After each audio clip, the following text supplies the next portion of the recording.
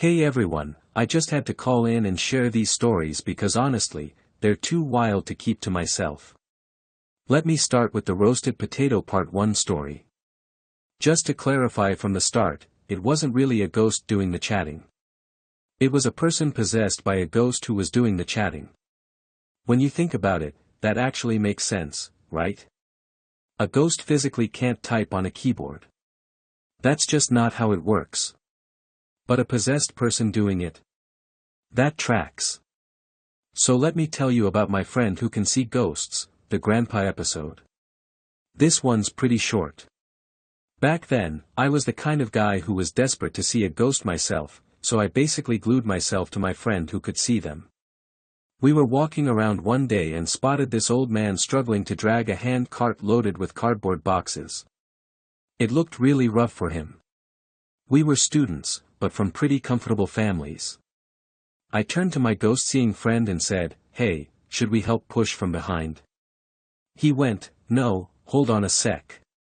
Then he walked over toward the old man, but instead of looking at him, he was staring at the space just above the cart. He said, "Sir, you must be tired, you really shouldn't be sitting up there." Then he had this whole conversation while the old man kept pulling. Turns out, the old man's wife had passed away less than a week before. Later my friend told me the grandmother had been sitting on top of the boxes, watching her husband and crying. My friend just quietly said, "Oh, so that was grandma." I still wonder whether we ended up helping him or not. Next is the roasted potato story. The summer vacation episode is so good that everything else feels anticlimactic after it. I'm saving that one for last. My ghost-seeing friend doesn't really hang out with people outside our friend group. The reason is that because he has this spiritual sensitivity, ghosts are naturally drawn to him all the time. So being around him increases the chances that even people with no spiritual energy might end up making contact with something. He keeps his distance from others to avoid dragging them into his situations. Like I mentioned before, I'm someone who couldn't see a ghost even if my life depended on it. So he's perfectly comfortable around me. Whether he has spiritual energy or not, it doesn't affect me at all. Because of that, the two of us don't have any crazy stories together. But between him and our other friends, there are plenty of interesting ones. This one's from winter break of freshman year in high school. One of our friends, let's call him Juno, had an uncle who ran a scrap yard. The uncle had gotten his hands on a roasted sweet potato cart and told Juno to make some money with it and split the profits with friends. When Juno told the rest of us, most people were either busy or too embarrassed to participate. I thought it sounded fun, so I said yes. My ghost-seeing friend got roped in because of me. Since we couldn't drag the cart too far, we set up nearby. The first day was a disaster because we had no idea when the potatoes would be ready or how much heat to use. But our other friends and some girls from a nearby school came by to celebrate and bought a ton. But from the next day on, business started dying. It was freezing, Juno was miserable, and we were all getting frustrated and cranky.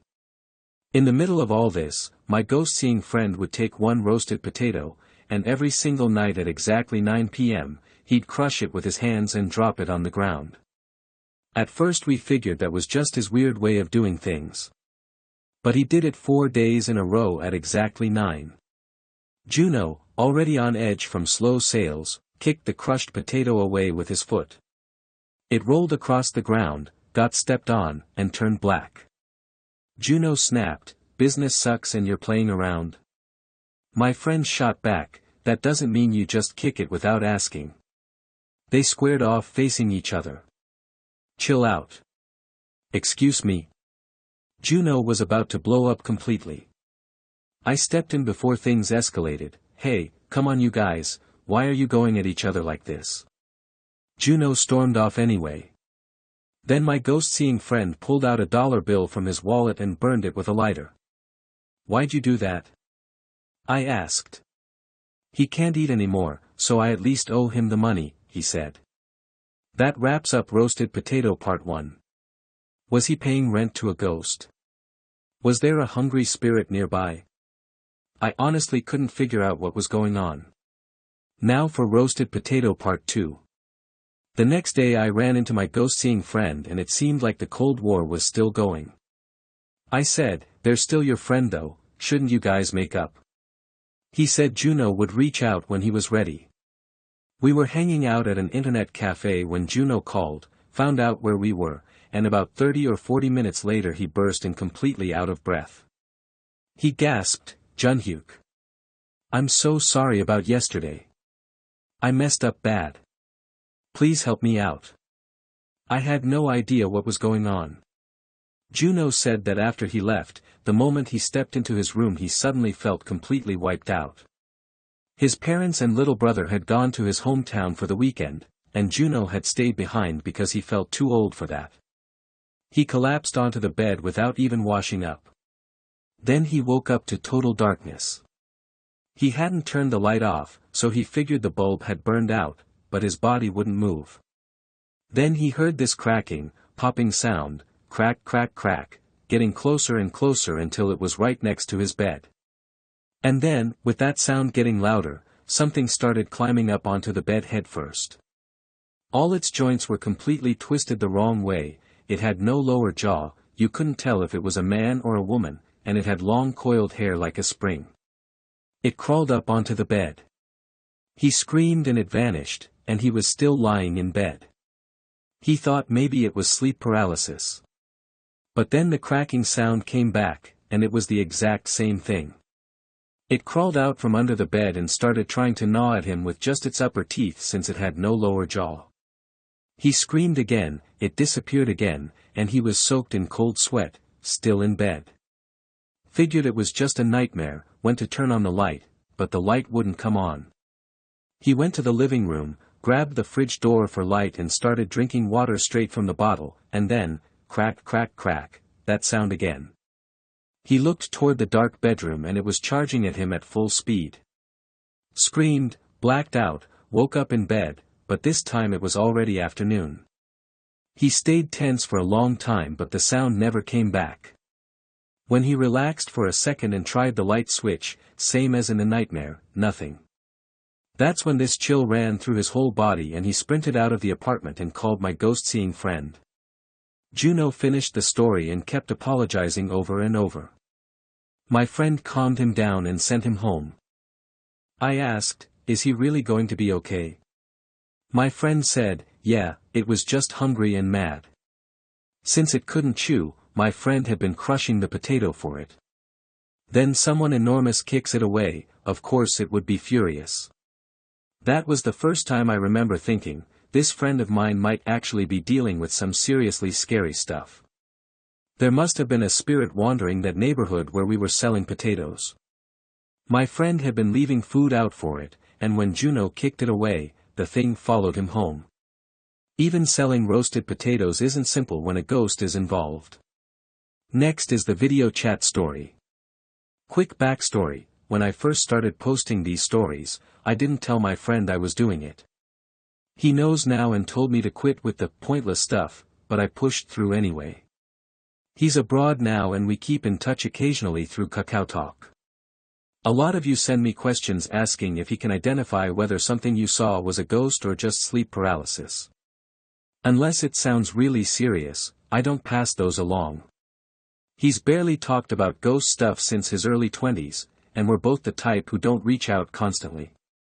When I started bombarding him with random questions, he got annoyed pretty quickly. The friend in the new apartment episode is B. This was during the era when StarCraft dominated internet cafes across the country. That was also when video chat first appeared and everyone was losing their minds over it. B got curious and bought a webcam, which was pretty pricey at the time. One day B asked my ghost-seeing friend to come over and talk. This was before he moved. B said it wasn't sleep paralysis, but every night he was having the same dream. First night there was just this white misty stuff billowing in the corner of his studio. Over the next few days the mist started taking the shape of a person.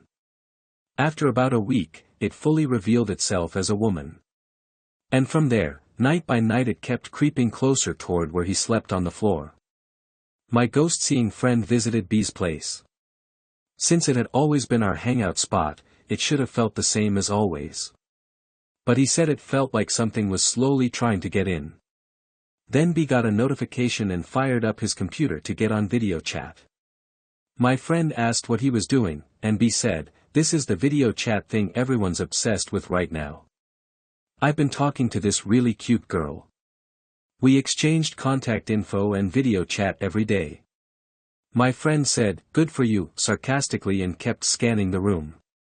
He noticed a strong, strange energy coming from one direction, which turned out to be right where B's computer was. As he walked closer, B grabbed his arm and pulled him in front of the webcam, typing, "This is my friend." The moment the girl on the other end saw him, she immediately ended the chat. B was confused and said, "What the heck?" My friend told him, "In the history of the world, you might be the first person to ever video chat with someone who was possessed." After that, the girl never contacted B again, and he stopped having those strange dreams. That's the video chat episode wrapped up. So it wasn't really a ghost chatting, it was a possessed person doing the chatting. Makes sense when you think about it, since a ghost physically can't type. My friend said, "Well, that's a new one. When you think about it, it's not that different from romance scams today. Some entity with no real form lures you in, you have these conversations, but nothing ever moves forward. And if you fall for it, you end up sending money, getting drawn in deeper, and in the worst cases being pulled into some dangerous situation." Today's version of the video chat ghost might just be the romance scammer. The lighter story is next. The reason I'm calling some friends just C is because I'm not in contact with them anymore. Honestly, after being caught up in bizarre, once-in-a-lifetime type situations multiple times because of being around my ghost-seeing friend, people naturally drifted apart after graduation. This is also from freshman year of high school. It happened to be, this guy must be spiritually vulnerable because he ends up getting possessed later too. This was right after a devastating fire at a nightclub in our area that killed over 50 people, including 5 kids from our school. Anyway, B made up some excuse about needing the bathroom and slipped out to smoke. At our school, the 4th floor was exclusively for freshmen. The last stall in the bathroom was closed and cigarette smoke was curling up over the partition. B went into the stall right next to it. He pulled out a cigarette and tried to light it, but the flint had come loose and it wouldn't spark. So he called over to the guy next to him, "Hey, can I borrow your lighter?" Without a word, a lighter slid under the partition. "Thanks," B said, lit up, and slid it back. He finished his cigarette fast, and when he was done, he noticed the guy next to him hadn't made any sounds of leaving. When he stepped out, the previously closed stall was now open, and the lighter was just sitting there on the floor by the partition. When did that guy leave, he thought. The lighter was broken anyway, so he pocketed it and headed back to class. At lunch, while we were all hanging out and chatting, B suddenly said he needed the bathroom again. He went, lit a cigarette, and was crouching down when he felt like a fly kept landing on his head. "Ugh, get lost," he said, swatting at the air. Then instinctively he looked up. There was something completely dark hovering above him, reaching down toward him over and over. He freaked out completely, didn't even get his pants up properly, screamed and bolted back to the classroom. My ghost-seeing friend immediately asked, "Do you have something weird on you?" B denied it at first, but once he calmed down he said, "Oh, the lighter," and pulled it out. Written on the lighter was the word "live." That was the name of the nightclub that burned down. My friend said, "Put that back exactly where you found it." B was terrified and begged me to go with him. We went back together and left it right in that stall. After that, nothing else happened. That's the end of the lighter story. The Buchan nightclub fire happened on October 30th, 1999. It killed over 50 people. The cause was a cigarette started by a part-time worker at an underground karaoke bar. A fire literally started by a cigarette, and in this story too, B was smoking when all this happened. That's a disturbing connection. The four-legged chair episode. This one's not about me or my friends. After high school I worked a part-time security job at a department store, think security guard in a suit. A new guy started working there. He was waiting to go back to college after his military service. He'd been staying with someone he knew nearby, then found a cheap studio in the Yonsadong area and moved in quickly. But as the days went by, he started looking more and more hollow. He was losing weight visibly. One night over drinks he told me this story. When he first came to look at the place, nobody was living there, and sitting right in the middle of the room was a single chair. It was solid wood and looked nicer than expected, so he kept it. But from that very night, weird things started happening. He would leave the chair somewhere specific, come home from work, and it would be in the middle of the room. He thought he was misremembering at first, but it kept happening. Then one night he woke up to a creaking sound and saw the four-legged wooden chair rocking back and forth all by itself in the middle of the room. He got creeped out and threw the chair away and bought a new one. But even the new chair would be in the middle of the room when he got home. It was never about the chair.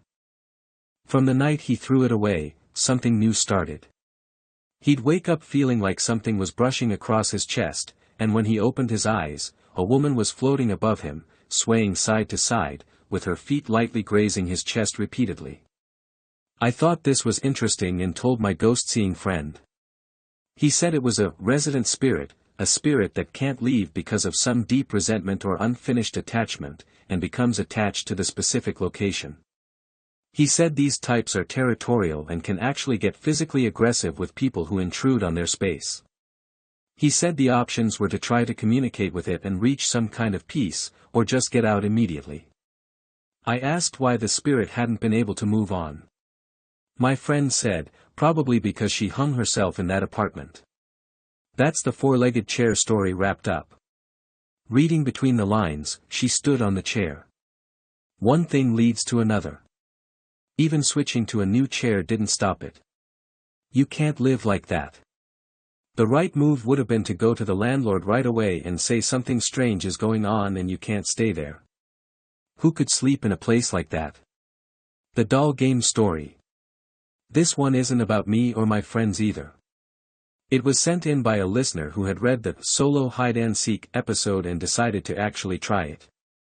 Anyway, they asked if it could be used as an episode and requested to stay anonymous, so I've changed it to first person and added some context. Here's how the solo hide-and-seek game works. What you need: a doll, uncooked rice, your hair or nail clippings, blood, a basin, something to stab the doll with, and salt water or soju. Step 1. Get a doll. The more human-like it is, the stronger the effect. Step 2. Cut open the doll's belly, fill it with rice, and add your nail clippings, hair, and a drop of blood.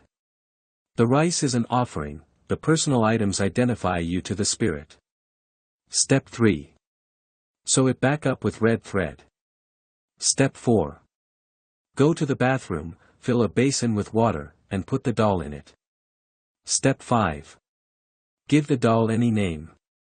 This is the act of summoning. Step 6. Stand in front of the doll and say out loud, "The first seeker is me, your name." Step 7. Count to 10, go to the doll, and say, "Doll's name, I found you," 3 times, then stab it with your weapon. Step 8. The doll is now the seeker. Say, "Doll's name, is the seeker," 3 times and leave the stabbing tool with the doll. Step 9. Take a mouthful of salt water or soju, hold some in your hand, and quickly get to your hiding spot. Lock the door and stay silent. How to end it: while holding the liquid in your mouth, find the doll, spit the liquid on it, and shout, "I win," 3 times. Then throw the doll far away or burn it. Rules: all lights in the apartment must be off except the TV. All other electronics off. You must be completely alone. Stay quiet while hiding. Finish within 2 hours. Do this in the early morning hours. Honestly, I really strongly advise against doing this. Solo hide-and-seek is an incredibly powerful summoning ritual. Please don't try it. I was in my mid-20s, just graduated from college and killing time while job hunting. I was browsing forums online and came across this solo hide-and-seek thing. I was curious whether it actually worked, and the internet was full of people sharing their experiences. It seemed both scary and weirdly fun, so I decided to try it. I lived alone, which met all the conditions. There were also rumors going around that someone had hanged themselves in a room nearby, which, looking back, should have been a reason not to do it. But instead I figured that made it even better for the experiment. I did prep a little trick though. There was an elementary school nearby, and the stationery shop out front still sold these little paper cap explosives, you know, the tiny ones that snap when you throw them or step on them. I bought 2 packs. Then I turned my Mickey Mouse stuffed animal into the ritual doll per the instructions and waited until 3 a.m. That's supposedly the peak hour for supernatural activity. At 3 I followed all the steps. I don't have a TV, so I turned on my computer instead. I threw the stabbed doll and the knife into the bathroom, then planned to hide in the closet. I scattered cap explosives all the way from the bathroom to my closet, the idea being that if a spirit actually entered the doll and came looking for me, it would step on them and make a snapping sound. Then I got in the closet with my phone. 20 minutes went by and no snapping sounds. Nothing unusual either. Then suddenly my phone vibrated and I nearly had a heart attack. It was a text, but the message was blank, just a phone number. Who texts at this hour? I figured I'd check it after finishing. I climbed out of the closet and noticed the computer was off. I was shocked. I tried to turn on the light, nothing. Then I remembered the circuit breaker. It had tripped before while I was using the computer, so I went and flipped it back up, and the lights came on. Typical, I thought. I spat the salt water down the toilet, retrieved the doll from the bathroom, put the knife in the sink, and put the doll outside since I didn't want the rice sitting in my home. Then I collected all the cap explosives. I texted back the number from earlier. Turned out a friend had sent it to the wrong person. So it doesn't actually work, I thought, completely deflated. Next day I was bored and took the leftover cap explosives outside to mess around. I threw 4, then 5, none of them went off. I dumped both packs on the ground and stomped on them. Nothing. I was about to go complain to the store, then thought, a grown adult complaining about defective toy caps doesn't exactly have a great ring to it. Then an idea hit me. I went back and bought 2 fresh packs. Threw one, snap, it went off. That strange feeling washed over me. On the way home I threw every single one from both packs, and every last one went off. That's when it started hitting me, oh no. I was supposed to get rid of the doll properly. I rushed to where I'd left it in front of the building. The doll was already gone. Honestly, I'm still a little creeped out about it. That's the doll game story. It never had a proper ending, I don't know what happened after that. But you know what? This is exactly what people mean by poking a hornet's nest. Someone might have coincidentally grabbed it at just the right moment, or something else entirely happened. Either way it's unsettling. I say this every time, please don't try this.